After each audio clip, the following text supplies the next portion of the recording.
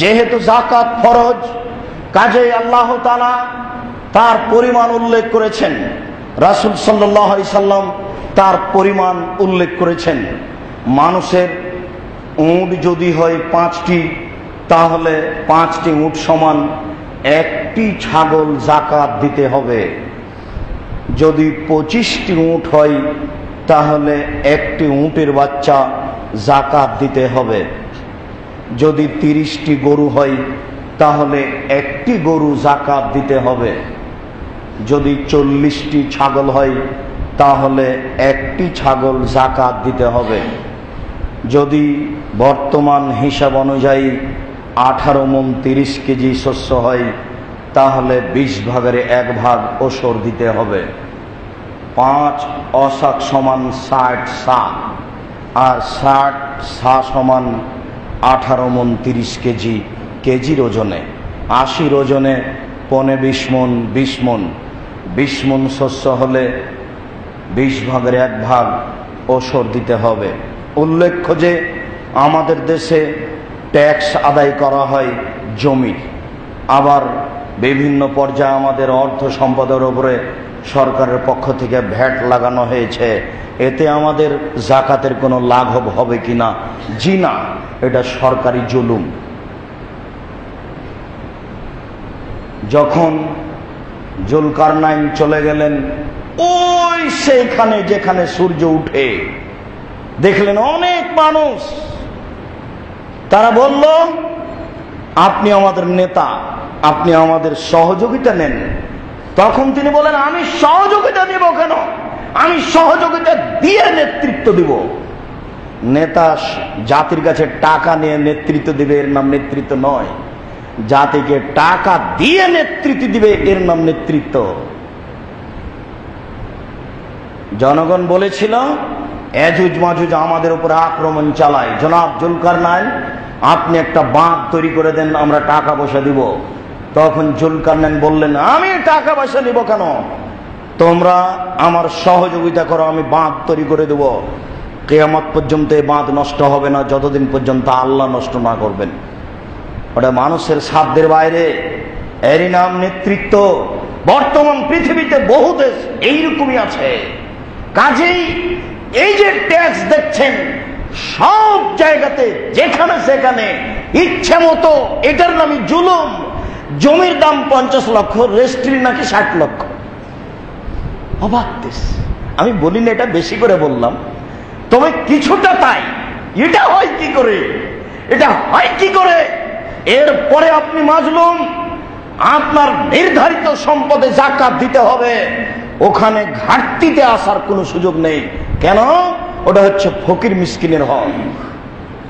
আপনি ওই সুযোগে এখানে কমিয়ে দিবেন, এরকম কোনো সুযোগ এখানে নেই। 18 মণ 30 কেজি শস্য হলে 20 ভাগের 1 ভাগ শস্য দিতে হবে। এটা আল্লাহ এবং আল্লাহ রাসূলের বিধান। যেদিন কেটে আনছেন সেই দিনই ওটা তাৎক্ষণিক। জমিতে যতবার শস্য হবে ততবার ওসর, যতবার শস্য হবে ততবার ওসর। 18 মণ 30 কেজির 20 ভাগের 1 ভাগ, এটা হলো শস্যের হিসাব।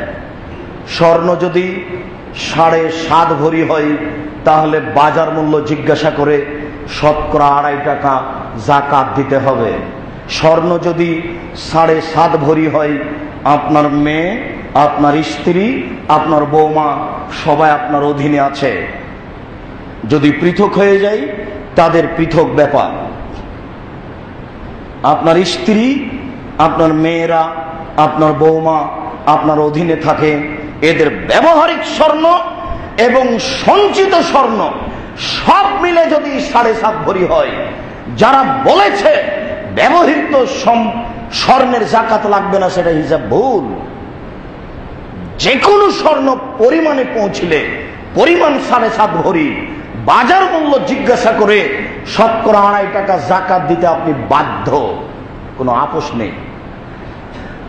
রূপা 52.5 তোলা রূপা, 200 দিরহাম সমান 52.5 তোলা রূপা হলে আপনি 2.5 টাকা যাকাত দিবেন বাজার মূল্য জিজ্ঞাসা করে। মোটামুটি বর্তমান বাজারে 52.5 তোলা রূপার সমমূল্য 35 থেকে 40,000 টাকা হতে পারে অনুমান। 7.5 ভরি স্বর্ণের মূল্য হতে পারে 2.5 লক্ষ থেকে 3 লক্ষ থেকে 3.5 লক্ষ। আপনি যে কোনো একটা ধরতে পারেন আপনার নিজস্ব সম্পদের যাকাতের ব্যাপারে। এবার আপনার ডিপিএসে টাকা জমা আছে, ব্যাংকের অ্যাকাউন্টে টাকা জমা আছে, দোকান বরাদ্দের টাকা জমা আছে, ব্যাংকে টাকা জমা আছে, দোকানপাটে ব্যবসাখানা আছে, মানুষকে কর্জ দেওয়া আছে, চাইলেই পাওয়া যাবে, এরকম যত টাকা আছে।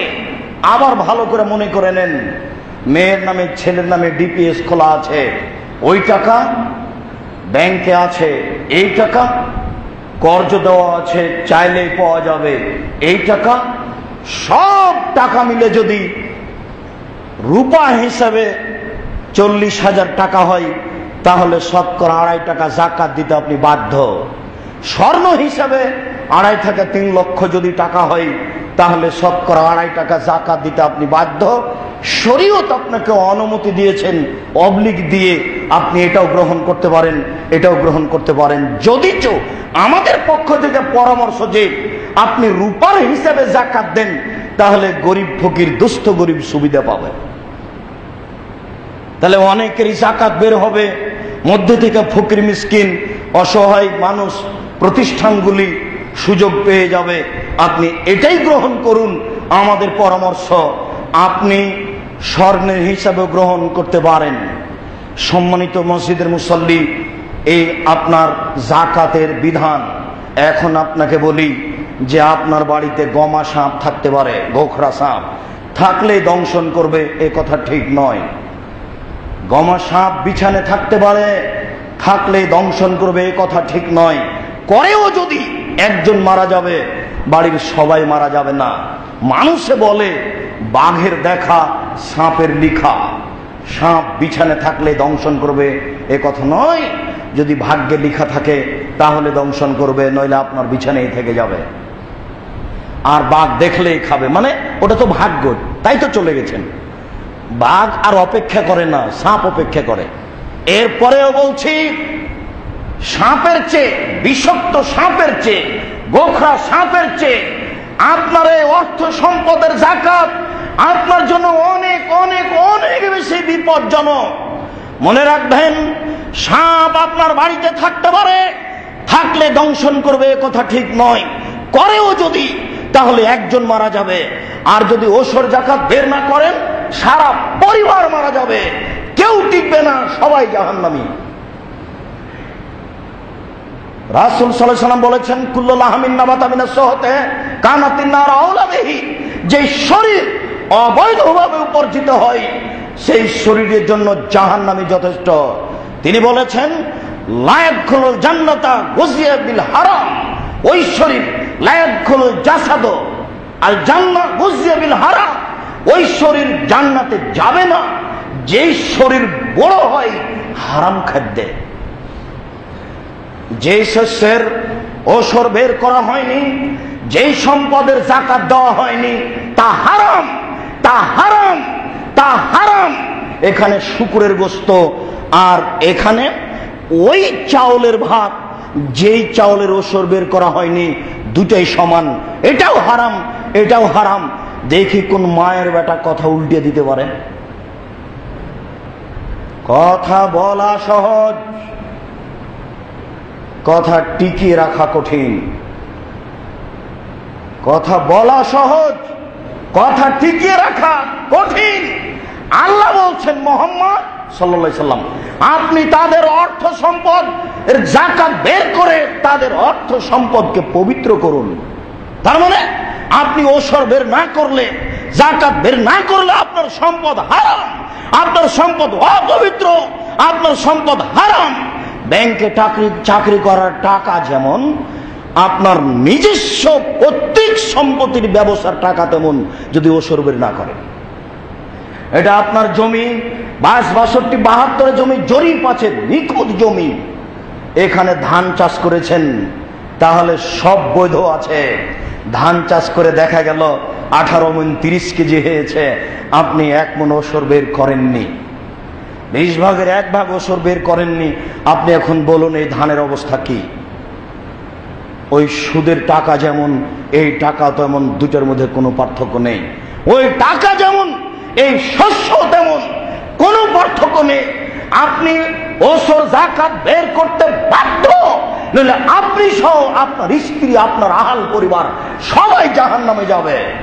সাপ দংশন করলে একজন মারা যাবে।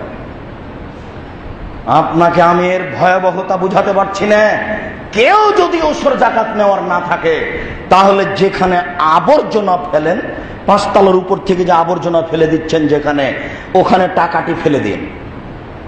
কেউ যে নেওয়ার নেই, ওটা বাড়িতে রাখেন না। মানে রাখাই বিপদ। সাপ থাক, গোখরা সাপ বাড়িতে থাক। কেন থাকবে? থাকলে দংশন করবে, এই কথা ঠিক নয় তো। ওসর যাকাত থাকতে পাবে না কেন? থাকলে পরিবার মারা যাবে, সব ধ্বংস, কেউ টিকবে না। তাহলে ওর চেয়ে এটা অনেক বেশি বিপজ্জনক। এ হচ্ছে ওসর। আপনি সতর্ক, সাবধান থাকুন। সম্মানিত মসজিদের দিনী মুসলিম